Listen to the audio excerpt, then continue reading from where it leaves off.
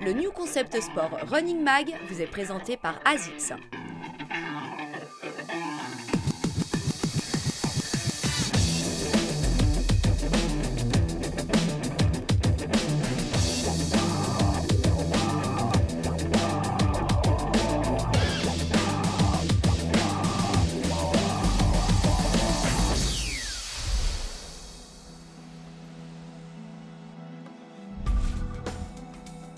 En ce début de printemps, et tandis que pointent les premiers beaux jours, la marque suédoise Craft sort sa nouvelle gamme de textiles techniques, parmi lesquels son dernier Trail Shirt. Vous pensiez qu'il n'y a rien qui ressemble plus à un t-shirt de course qu'à un autre t-shirt de course? Eh bien, détrompez-vous. On a deux sortes de tissus fonctionnels polyester. Sur la partie avant, plutôt un tissu agréable, lisse, doux. Et la partie arrière, qui demande une meilleure respirabilité, on est plutôt sur un tissu en mèche. L'avantage d'un article comme celui-ci, c'est surtout qu'on a deux poches filets pour mettre des gels, ce qui est très pratique en course à pied, surtout pour le trail. Une poche zippée, idéale aussi pour mettre, ça peut être un trousseau de clés ou de l'argent. On a aussi un zip pour permettre une meilleure ventilation. On a plusieurs zones réflectives, qui est quand même un sujet toujours assez clair chez Craft. Donc on a sur l'avant du zip, sur la petite poche, sur les épaules et sur l'arrière qui donne en fait une sécurité sur 360 degrés. Notre testeuse du mois, Patricia, coureuse populaire et régulière, a enfilé ce nouveau Trail Shirt de Craft au cours de ses premières sorties de l'année en tenue légère. Son avis. Déjà, c'est un matériau qui est très léger. Il se prête la forme. Moi, j'aime beaucoup la forme parce qu'elle est très près du corps, sans être pour autant collante. Et on est libre de ses mouvements. Et ça, je trouve très agréable quand on court. Et on n'a pas non plus cette sensation d'avoir un t-shirt trempé. On a l'impression qu'il y a une certaine fraîcheur dans le tissu. Et c'est par les grandes chaleurs, je crois que ça va vraiment être sympa comme t-shirt. Le zip est un point fort ici parce que quand on part, et notamment en cette saison, il fait un peu frais. Et puis ensuite, dès qu'on commence à avoir chaud, on peut l'ouvrir très facilement. Et là, on est vraiment bien aéré. Très sincèrement, je n'ai pas trouvé d'éléments négatifs pour ce t-shirt. Après, il y a les couleurs, les coloris. Peut-être que rose pour les filles, on peut imaginer aussi d'autres coloris, éventuellement.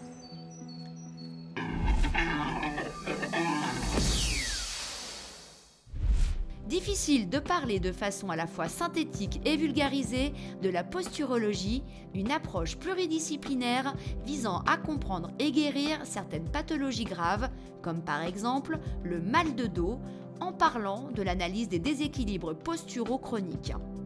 L'un des pontes de la posturologie était récemment de passage à Lausanne, l'occasion pour le Running Mag de lui demander dans quelle mesure cette approche pouvait servir le coureur à pied confronté aux blessures récurrentes. Le système postural nous permet de tenir debout, de nous équilibrer dans les trois directions de l'espace. Mais le système postural, ce qu'on sait moins, c'est qu'il intervient en permanence dans le mouvement. Et c'est de lui que dépend la qualité du mouvement, c'est son équilibre que dépend la qualité du mouvement et le rendement du mouvement. Quand vous partez faire 10 000 km en voiture, vous faites équilibrer vos pneus. Le problème, c'est qu'on peut faire 10 000 km à pied et qu'on ne fait jamais équilibrer ses pieds. Et ça, c'est une erreur. Regardez ces deux pieds. Alors, ce n'est pas une médecine différente, c'est une nouvelle façon d'apporter la médecine en essayant de lui apporter des réponses étiologiques, c'est-à-dire de traiter des causes et plus des symptômes. Alors, on a vu ces dernières années se développer des tas de techniques, qu'elles soient manipulatives, rééducatives, mais dans tous les cas, on a toujours intérêt à recalibrer ce système, car on met le muscle dans notre camp. Le système postural va permettre également de travailler sur tout le système locomoteur et va permettre également de faire la correction et la prévention des pathologies vertébrales, rhumatismales, des douleurs du système locomoteur et des incidents à répétition chez le sportif, qu'il soit de haut niveau ou de bas niveau. Quand un sportif court et a des crampes, des tendinites, des courbatures, une mauvaise récupération, un mauvais rendement, on a toujours intérêt à recalibrer son système tonique postural. et on a souvent des résultats spectaculaires, même en cas de rhumatisme, même en cas de pathologie importante, même en cas de pathologie chirurgicale. Il ne faut pas oublier que le fonctionnel apporte à l'organique.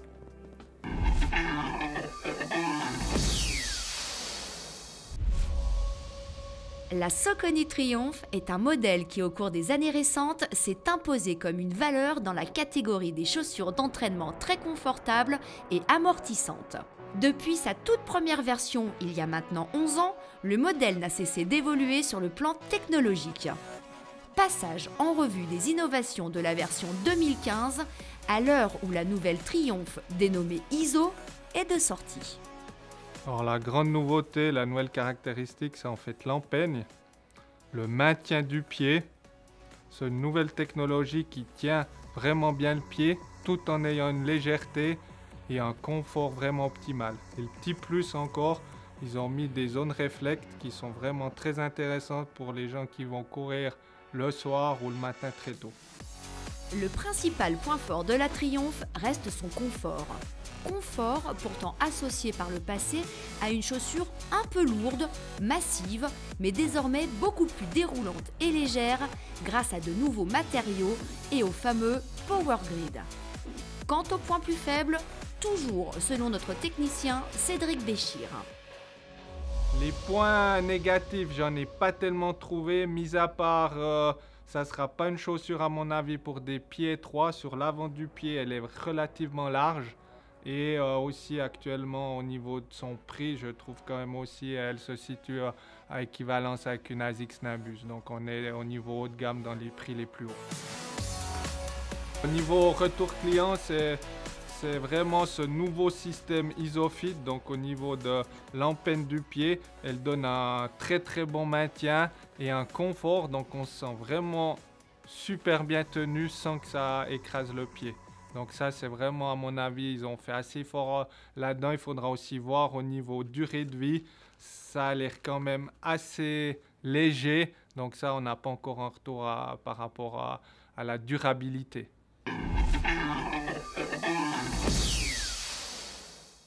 Alors Fred, après avoir abordé toute cette série d'exercices de force dynamique pour les jeunes le mois passé, explique-nous un petit peu plus globalement quels sont un peu les risques en termes d'entraînement pour les jeunes de 8 à 15 ans pour la course à pied? Il y a un risque principal, ce sont tous les efforts intenses et très prolongés dans le temps, c'est-à-dire des espèces de sprints très longs sur 1 minute, 2 minutes.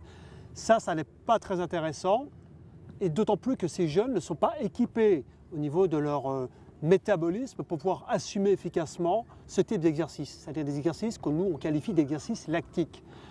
Qu'est-ce qu'ils doivent faire donc en termes de course quand ils courent, puisque c'est quand même une grosse partie de leur entraînement? Quelle est la stratégie à suivre? La stratégie à suivre, elle est ce qu'on appelle le très lent et le lent, c'est-à-dire des joggings à basse vitesse et à vitesse moyenne, mais ne jamais faire des footings à très très haute vitesse où l'enfant va devoir réduire sa vitesse parce qu'il est épuisé. Quelle est un peu la stratégie idéale? Parce qu'aujourd'hui, finalement, si on veut courir avec toutes ces courses hors stade, on peut chaque week-end, même 2 fois par week-end, aller faire une course hors stade. Je pense que c'est pas l'idéal, Fred. Non, c'est probablement pas l'idéal.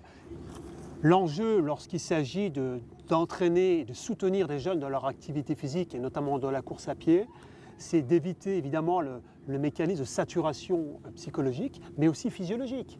C'est-à-dire que l'enchaînement des compétitions et aussi également des entraînements trop difficiles va amener effectivement un mécanisme à un moment donné de rejet de l'enfant qui fait au départ beaucoup les choses pour faire plaisir à papa, pour faire plaisir à maman, ça il faut en être très conscient, mais qui progressivement avec le temps va faire les choses de plus en plus pour lui-même, pour elle-même, et c'est à ce moment-là qu'il arrive qu'il y ait des arrêts d'activité physique parce que précisément on n'est plus dans le plaisir à papa-maman, mais on devient vraiment centré sur son propre plaisir.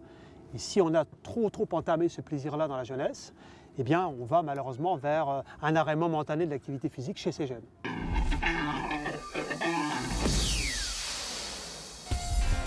Même si l'on ne parle que de running, Brooks reste aujourd'hui bien moins connu que d'autres marques de sport comme ASICS, Adidas ou encore Nike. Pourtant, si vous faites un sondage parmi les vrais spécialistes de la chaussure de running et de la podologie appliquée à la course à pied, Une majorité vous diront que Brooks produit certains des meilleurs modèles du marché, que ce soit en termes de confort, de stabilité ou de durabilité. Je pense qu'aujourd'hui, toutes les marques de running ont leur raison d'être, mais ce qui me marque particulièrement chez Brooks, c'est leur philosophie, qu'ils ont résumé en 2 mots, Run Happy, courir heureux. Courir heureux, c'est courir sans blessure, ce qui permet de se focaliser sur l'objectif, qu'il soit un objectif de performance ou un objectif de plaisir.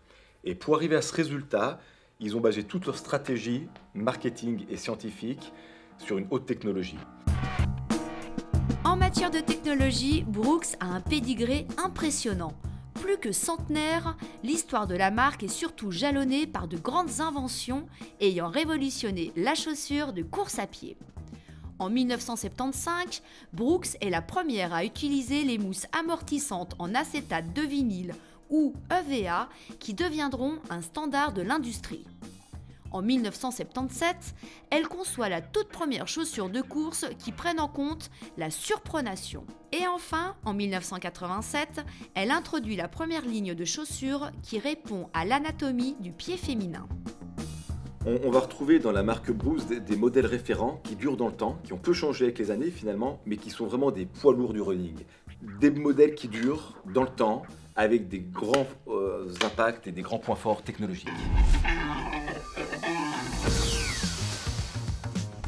La caractéristique ABC de la Garmin Fenix 3 signifie qu'elle englobe les fonctions altimètre, baromètre et compas.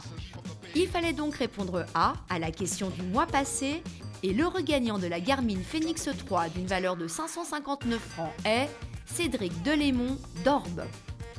Bravo à lui!